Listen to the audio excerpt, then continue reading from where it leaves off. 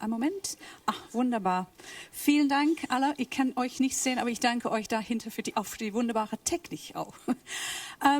Guten Nachmittag, guten Tag an alle. Willkommen an alle. Willkommen besonders an unsere Ehrengäste, unsere neuseeländische Gäste. Mein Name ist Rosie Goldsmith. Ich bin BBC-Journalistin aus England, aber ich habe eine lebenslange Leidenschaft für Deutschland, für die deutsche Sprache und für Neuseeland. Deswegen bin ich hier. Heute in dieser Veranstaltung sprechen wir über Fantasieliteratur aus Neuseeland und dafür haben wir drei wunderbare Kenner dieser Genre. Fantasy, the paranormal, we're delving beyond, above and around in this particular event. The title, Writing from the Other Side, could also be a description of New Zealand itself. And some people would say New Zealand is the perfect country to, and the most suited country to flights of imagination and fantasy, because, as we all know, that is where The Lord of the Rings was filmed.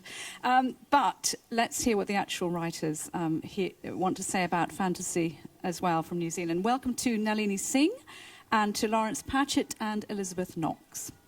I'm going to give you a short introduction. We're going to hear some lovely readings from all three of them as well. Nalini has written bookshelves of books, I think over 20 books. In my house, it's about 3 bookshelves.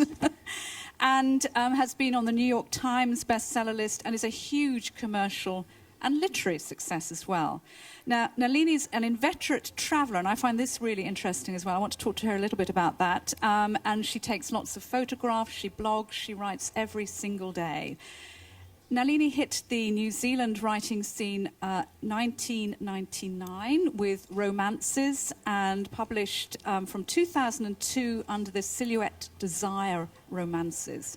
And then 2 major fantasy series. And Nalini, I'd like you to tell us briefly about those 2 series, because that's where you've really hit the jackpot. Just see, is this on? Keep up with this too. Okay. This is to help us get our energy up, all this background sound.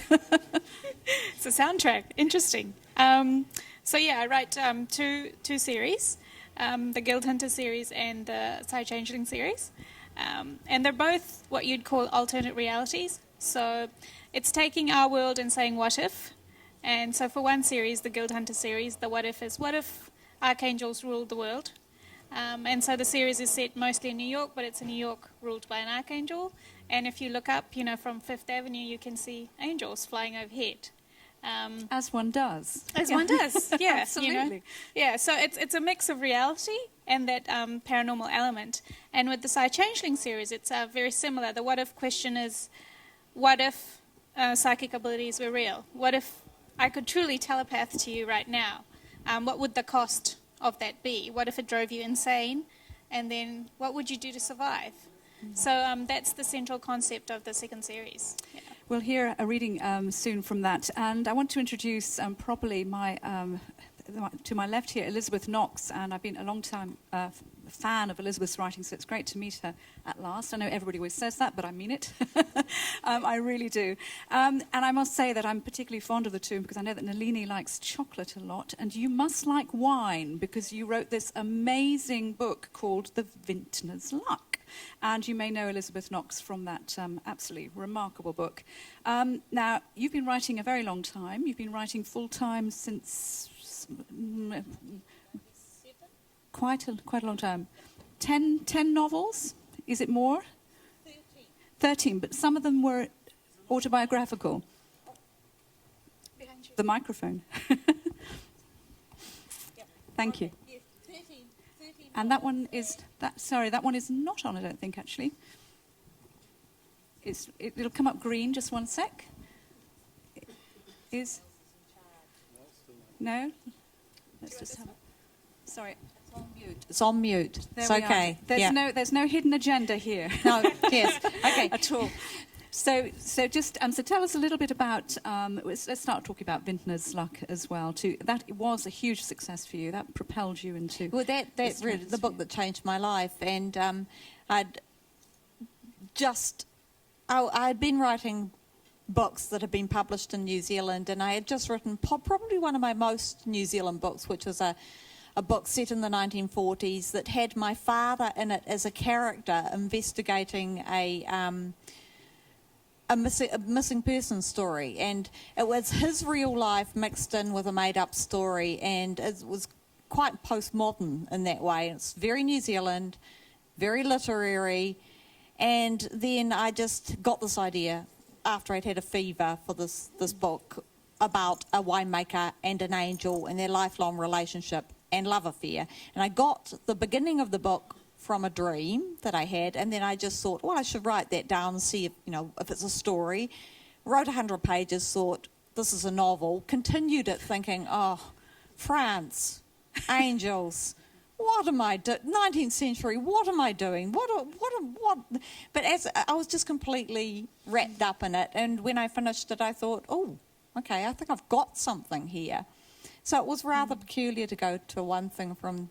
Well, it would be the perfect novel if it had chocolate in it as well, but you can't do everything. Can't have everything. And we'll hear in a moment from that. I mean, you started writing very young too, making up stories, didn't you, when you were a wee thing? You spoke about your father. He was the one who encouraged you to write, I believe. Yes, he was the one that got us to stop, my sisters and myself, to stop just telling stories and playing these imaginary games, because he came in one day and said, I hope you're writing this down, when we were talking about one of our stories, and we hadn't thought of doing it.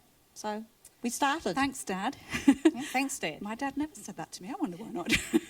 Now, my third guest today is Lawrence Patchett. And Lawrence, I would call, you have to put me right here, a fantasy philosopher. Quite like that term. I don't know whether I was the first to come up with that, but you can put me right in a minute. Lawrence sits at the top of the New Zealand newcomer list of ones to watch, I think, an exciting and much praised new writer.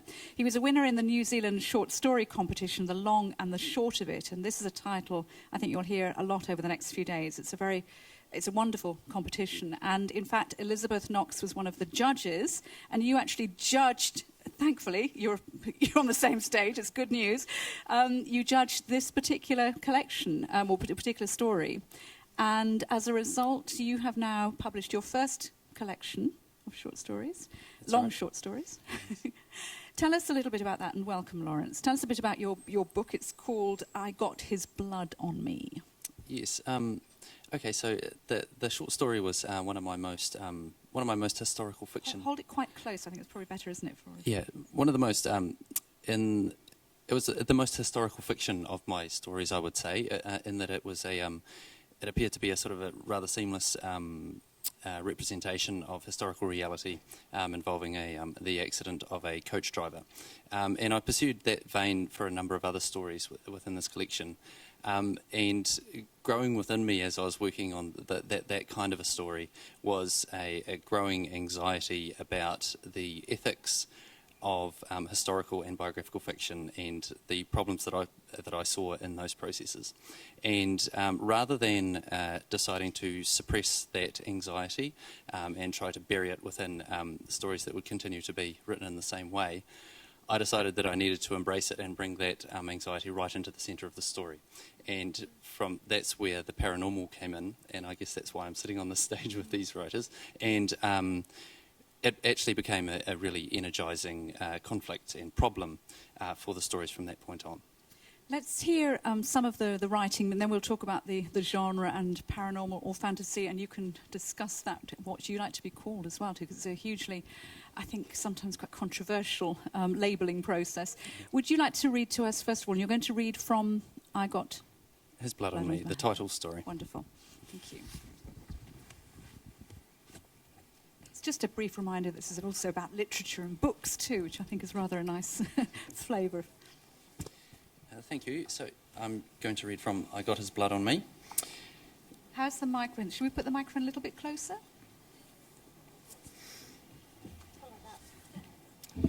Excuse me. Thank you.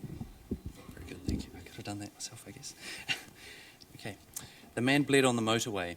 Then he bled on the verge, the safety barrier, and the slip road. And that's where I found him, a pale shape staggering there, blankets and weapons falling from him. I was driving back from Paikakiriki at the time. I'd gone south to clear my mind, and in that half-awake state drove straight past him, then flashed with the after-image of what I had seen. A man, a badly wounded one, blood on his face, weapons. I reared around in my seat and saw it again. "What the hell?" I said, my voice strange in the empty car. I pulled right off the road and climbed out the passenger side. He was 100 metres back, wavering down the exit to the slip road. I called out, but he didn't turn. At my side, motorists streaked past, their faces blankly focused on the motorway. I ran towards him and he collapsed and began hauling up on his rifle, hand over hand, then fell again. I picked up speed, my jandals flailing. By the time I reached him, he was face down on the tar seal, a pair of knives tangled in his blanket, the ancient rifle fallen to the side. Ginger hair slewed on his white shoulders. With his hand, he held his knee joint together. It was twisted and leaking blood. Above that, his thigh bent outwards, snapped obtusely. "Sir," I said, bending to him, "I'll ring an ambulance, okay?" He turned and stared up, and I recoiled. Blood spilled from a gash above his hairline, sluicing into his right eye and dripping down. When he tried to speak, blood streamed in round his teeth and gums. I wrenched away and dialed 111. Just as I got through to the emergency operator, the man garbled something. "Pardon?" I said, bending down. "Who are you?" He said. "David," I said, "I'm here to help you." He stared at me, then turned to pull away on his elbow. Something about my answer had scared him, but he couldn't get far. The movement dislodged his hand from his knee, and he grabbed at it, grunting. I went back to the phone call, told the operator where we were. There was a pause while she worked with the information. The man mouthed at me again, making signs with his hand. He was deathly white now, and blood was in his throat somehow. "What was that?" I said. He indicated my phone and my talking. "What are you doing?" His voice had a rough and ancient sound, like old England. "I'm ringing 111, I said. "It's all right, the ambulance is coming. You'll be away in no time." At this, he didn't sag back as I'd expected, surrendering to the promise of relief from his pain. Instead, he tried to drag away again, knives scraping on the tar seal. The operator was requesting more information. I described the man's condition, and this he understood, turning to wave at me violently, gargling in words I couldn't make out. I went across and bent right down to hear him. "Who?" he said. "Who?" "I'm talking to the ambulance," I said. "It's all right, they're coming." He shook his head and coughed to clear his throat. "Who? Which are they?" The operator was talking in my ear. I pulled the phone away. "What do you mean?" "Which lot?" he said. "Which hapu?" "I don't know," I said. "Why does that matter? They might be Pākehā for all I know. Just ambulance people." One hand holding his knee, he looked around wildly, as if this ambulance might appear from anywhere, from the whizzing motorway at the side, from the air buffeted by cars. "Neutral," I said. "They'll be neutral. They won't hurt you." "They'll be English," he said. "English Pākehā?" "No, just locals," I said. "I don't know. Bloody hell, they'll be doctors. They'll take you to hospital. They'll fix you up." This panicked him even more. Hauling up, he tried to crutch away on his musket, but collapsed loudly, his knives and musket clattering. The operator was talking again. "Are you safe, sir?" she said. "Are you well off the motorway?" "Something strange," I said. "I think this man might have been in trouble with the law. He's scared about strangers or the ambulance or something." Thank you. Thank you very much. And beautiful writing, beautiful. Now, you actually subtitle these stories Frontier Tales. That they are historically based, but it's also it's about the future, Yes. history. Tell us how you sort of create this combination of that it is futuristic fantasy literature, nonetheless. Sure. Perhaps it might help if I talk about the Frontier Tales aspect. I came to that subtitle as a sort of an organising title for the collection as I was putting it together, because first of all there was an element to these stories that was set to do with setting. So a number of them were set on in a time and a place that we might think about as the colonial frontier in New Zealand, and that was an area I was very interested in. But as I continued to write, it came to have a broader, more metaphorical sense, and that was that the frontiers that I was pushing my characters into to engage in were the frontiers, the borderlands at the edge of their own lives, those places that are unknown, full of uncertain experience that we're scared of, but have to go into in order to grow. And so it's like a test, an endurance that's test. right. Yeah, that's right. Typically pushing them towards their nightmare tended to be my technique. Very cruel. And the third aspect to it is that as I was going through that process that I described earlier, where I was responding to the ethical problems that I found with writing that kind of fiction, I was beginning to use techniques that, for me, not for other writers, but for me were new, and those were the techniques of time travel, for want of a better word, and ghost story, and counterfactual history. This kind of a what-if sort of scenario to do with history. So that's the sort of the journey I came towards to get to those. What's interesting for me is that your books are very New Zealand based, and I just wondered how you two felt about writing about New Zealand. You know, whether you still feel very wedded to just writing about New Zealand. I mean, it's the question we have to ask, and you know, to what extent are you New Zealand writers? Because you obviously still feel very bound to that topic.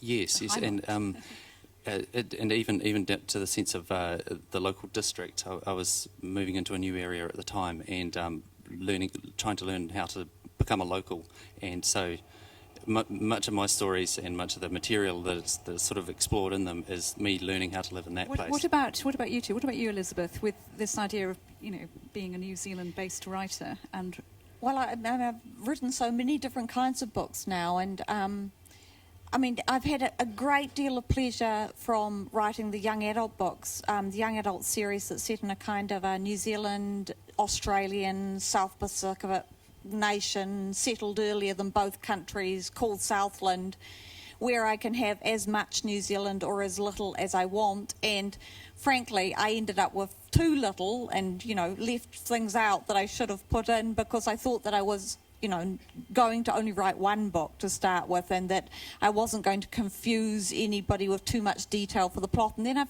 discovered how useful the country is, this made-up country is for me.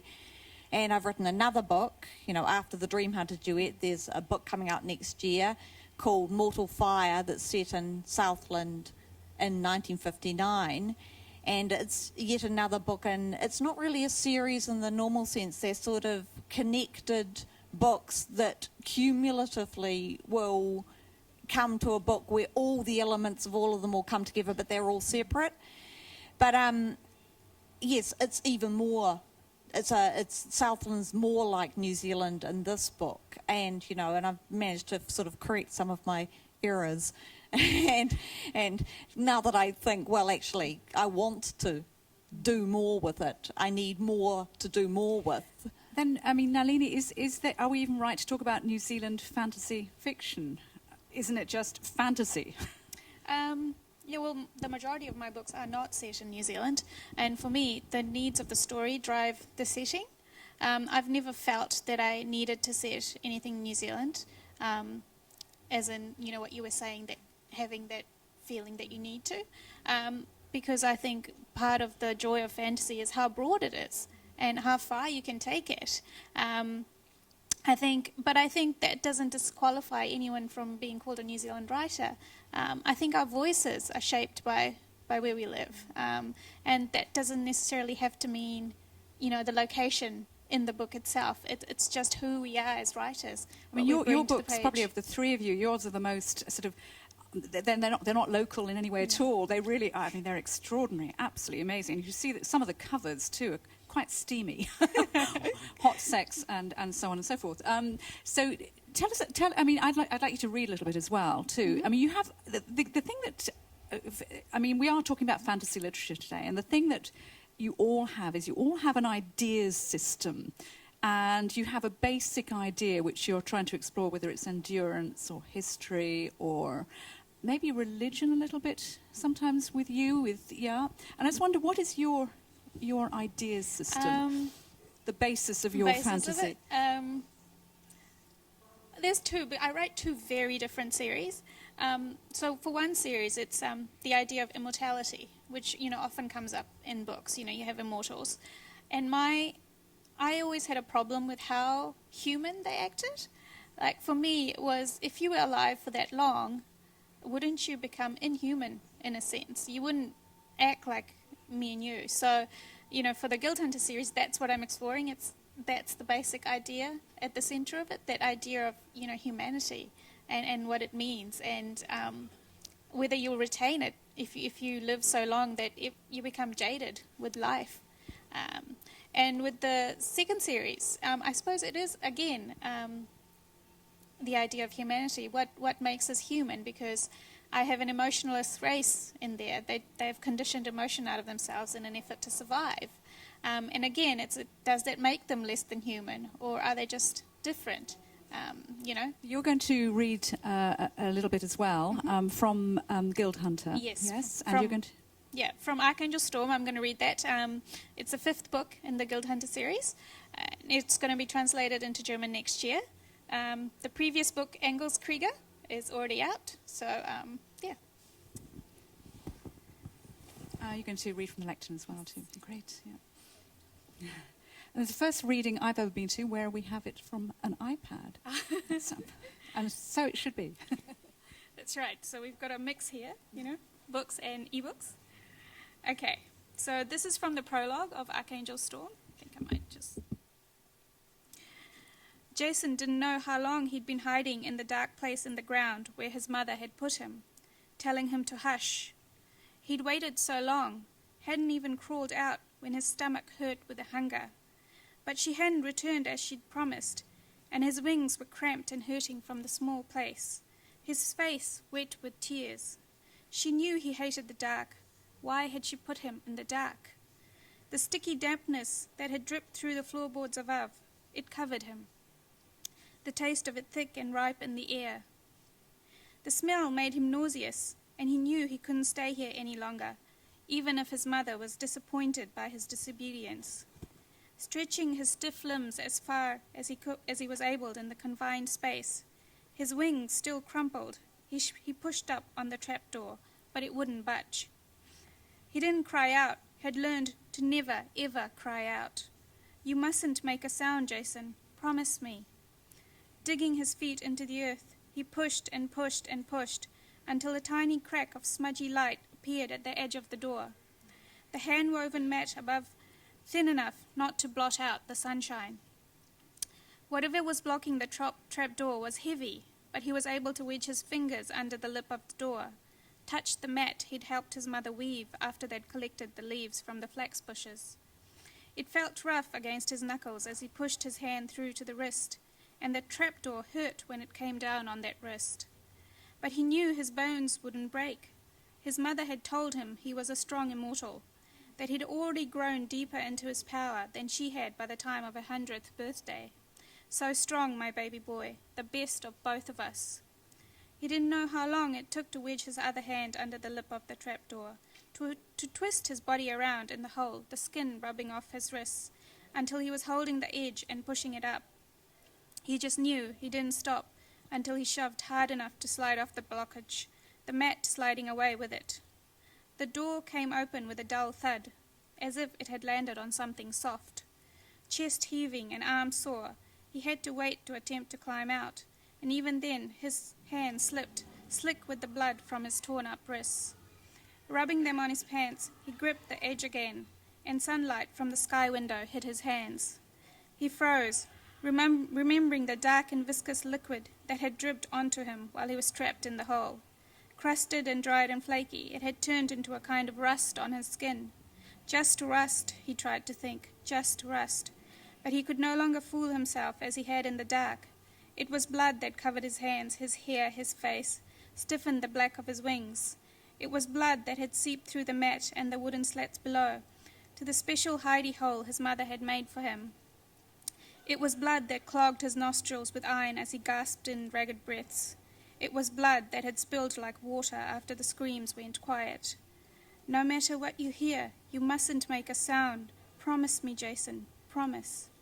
Trembling, he forced himself to stop looking at the rust that wasn't rust, and pulled himself out of the hole, closing the trapdoor with careful hands and averted eyes, so it wouldn't make a noise.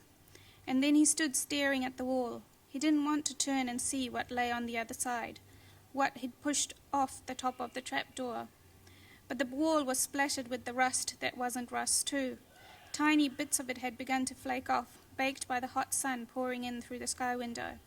Stomach all twisted and his heart a lump, he looked away from the wall and to the floor, but it was streaked with pale brown, his feet having made small prints on the polished wood. The dirt inside the hole hadn't been wet, not until after the screams went quiet. He closed his eyes, but he could still smell the rust that wasn't rust, and he knew he had to turn around, had to see. Thank you, Nalini, very much. It's the beauty of writing a series of novels, of course, like that, is you get to know the characters really well, and that's great too. Do you ever feel pressure to keep on with a series, even if you want to finish it? How many have you written in the Guild Hunter series? In the Guild Hunter series, so this is book 5. That's book 5. And in the Side Changeling series, I'm currently working on book 12. I guess I would feel pressure, except that I've always had a very strong idea of where both series are going, and I know when it'll be time to end it, and it'll end. And I always kind of say, I really love the series, and maybe someone will have to do an intervention to get me to stop. But in reality, I do have a very strong idea of it, and I think that helps me keep on track as a writer. Elizabeth, did you ever feel you wanted to do a follow-up to The Vintner's Luck? Because, I have. You have? And you're waiting for a publisher? No. I think you just need to keep it on. Yes, okay, it's on. Yes, actually, no, it was published in England, and it's a trilogy, and so there is a second part. It's called The Angel's Cut, and it's set between 1929 and 1939 mostly, and it's about Zas and what happens to him next and the important bits of his story. And it's good, isn't and it? you would 'Cause probably can know explore. about it if the film with The Vintner's Luck had been a bit more of a success. Well, then writing the next book so long after the first book would have been a better idea. I honestly But you admit gamble. I didn't know. But the Vintner's Luck, we spoke briefly about the philosophy or ideas behind these books, because that is, I think, what anchors them. And what would you call your philosophy, ideas behind these kinds of the fantasy books that you write? Well, they all have different purposes. So I couldn't. I mean, the Dream Hunter and Dreamquake are.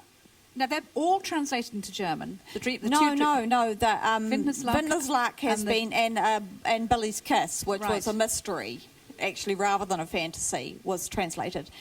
So with the Vintner's Luck and the Angel's Cut and the third one, which I haven't written yet, called The Angel's Reserve, what I'm working at, what the theme is pretty much very similar to Nalini's, but it's more like exploring what it means to be human.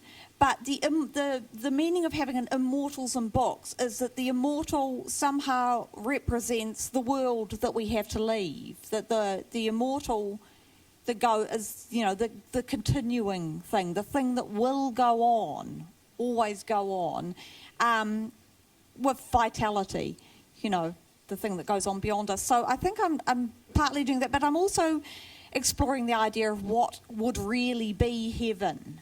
And so I'm gradually working my way back to heaven. For Zas is a fallen angel, the hero of all 3 books, and Lucifer is an important character in all 3 books. Increasingly, he makes a vivid cameo appearance, and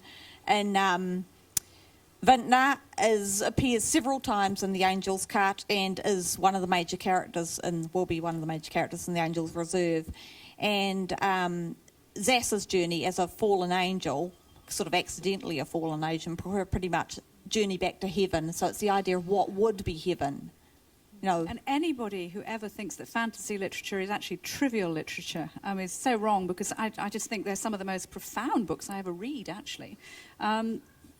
Would you seduce us with a little bit of... If you haven't read this book, then you have really missed something.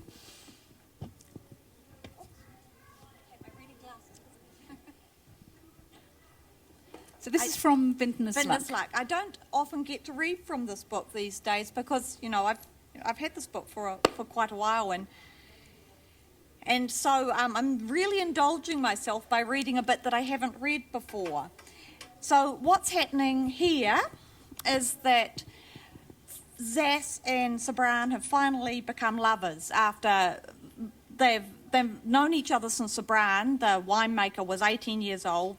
He has thought for 20 years, the first 20 years of their friendship, that this was like a guardian angel, his special friend. Then he finds out he's a fallen angel, and then there's years in which they don't speak, and Sabran has a religious crisis. And then gradually they come back together, and then they fall in love when Sabran's a middle-aged man regretting having not done anything about this wonderful, beautiful, marvellous creature that he's met all these years ago, not done anything romantic about him. So they fall into bed on one snowy night.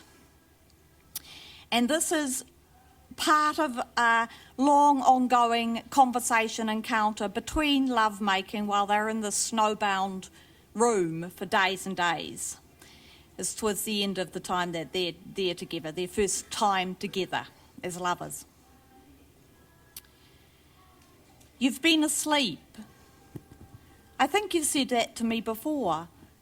I go to sleep and fall into gaps when my mind stops holding court like a king on his throne. For years on waking, the first thing I've thought of was you, like this, calmly watching me. Sometimes I imagine a whole future made out of the moment after I've died and you're still sitting beside me. You imagine I'll be there at your deathbed. Yes. And if I stayed away, would you live forever? Zas told Sabran that fallen angels were very well read. Hell was full of transcripts. One copy of anything copied. Heaven was proof against reproductions of any kind. Angels were the only copies God tolerated. That is, he tolerates the copies he makes.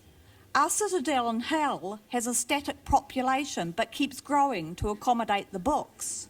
They're everywhere, stacked up against the walls until piled books fill room after room. But though well read, angels are almost impervious to experience. They're thick. They're made that way, durable, unchanging, placid. Not you. Perhaps that's my garden, my communion with perishables. And I should say here that Zas has spent his time occupying himself by making a garden in hell. Another section. This is like a poem. Rich men would pay fortunes for even 1 ounce of the angel's spit.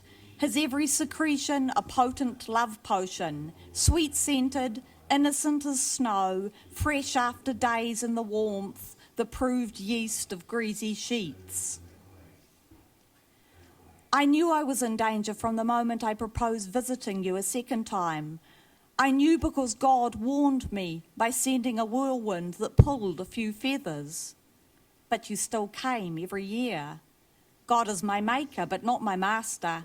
And I don't think he was saying, thou shalt not. Rather, I think you're going to regret this. So you go freely with hints. If God made a suggestion to me, I'm sure I'd take it. I mean, I assume he has, but I've misunderstood. Sir Brown found himself on the floor by the fire. He couldn't keep his eyes open. He felt like a fly trying to pull its feet out of a pool of honey. Then he felt warm water and rough cloth. His limbs lifted, spread and washed. Later he was in bed, the sheets crisp and clean. Zas lay on top of the covers and touched his face. I have to go and water my garden. This blizzard is the only reason we've been left in peace for so long. Sir Brown freed his arms from the covers and caught hold of the angel by his ears. He said, come back soon. Yes, sleep for a week. Eat meat at every meal. Write a letter to Aurora. He moved Sir Brown's hands, stood with his wings crossed behind him, smiled, complained again about the low ceiling, and left by the door. Thank you. Thank you very, very much. Fantastic, thank you. Now we've got 5 minutes for some questions from you, from the audience. We also have a microphone if anybody would like to ask anything of any of our 3 fantasy writers. I can't see you very well, but if anybody has any questions, otherwise you'll have to listen to me. Nope, still no.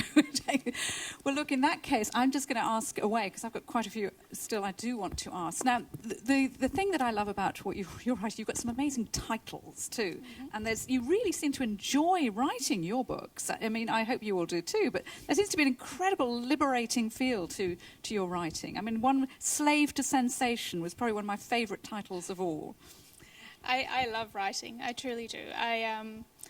I try to go on vacation and say, I'm going to be on vacation now. I last about 3 days. That's it, before I start going all crazy and needing to write. So for me, it really comes from within. It's just this deep love I have of it. And the titles, it's quite interesting. With the Side Changeling series in English, the titles are all 3-word titles, like Slave to Sensation, Visions of Heat, Caressed by Ice.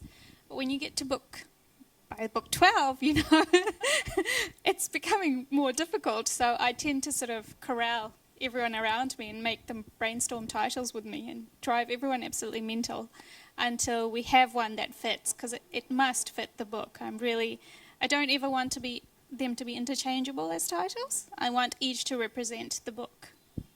So this kind of abandon, which Nalini describes, I mean, for you, Lawrence, you're quite a careful writer, aren't you? Do you write sort of in one big fell swoop, or do you sort of write and then rewrite and?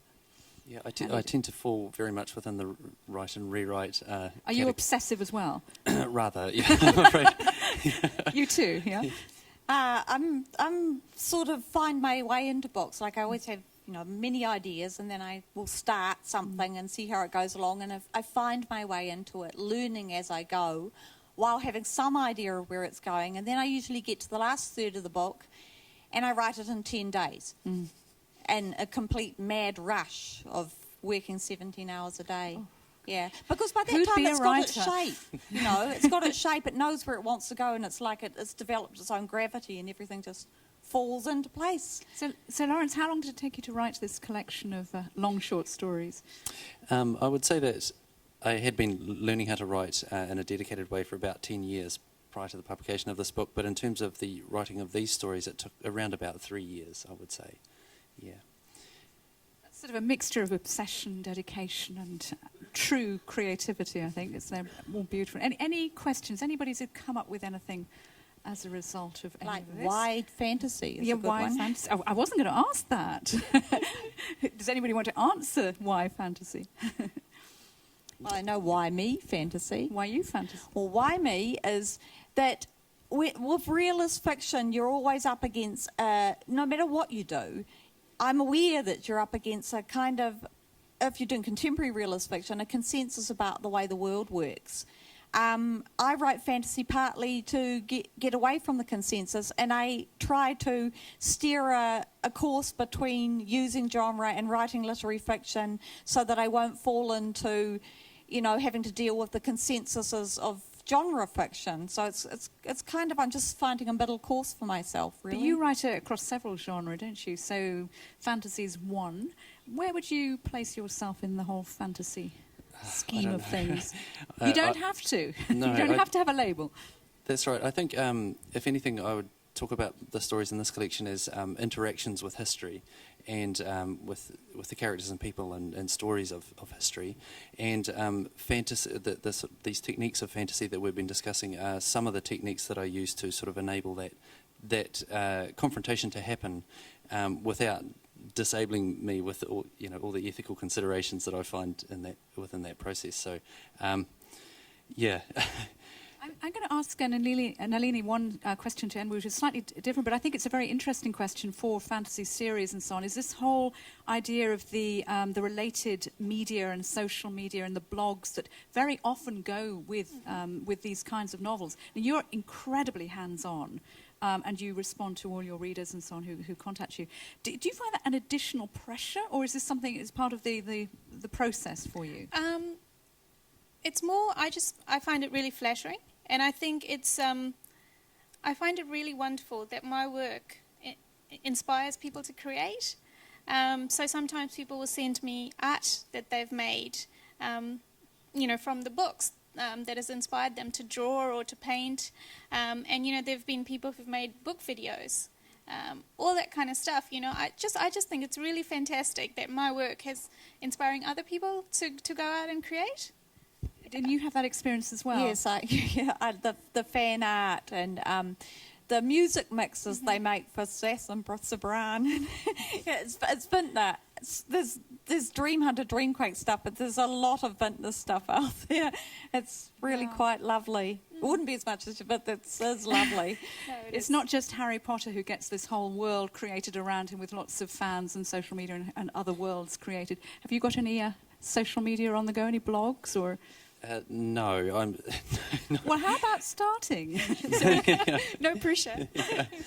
I find I have been active in the social media kind of world. I found that it was distracting for me from writing, and I find that my writing time is really precious, and I need to lock myself in a shed. It literally is a shed that we have at our place on the Kapiti Coast, and that you can't use the internet there, and that's the way I like it.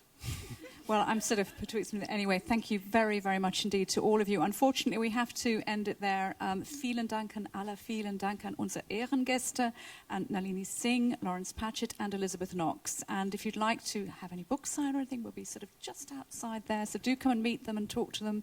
And thank you, all of you. Thank you very much.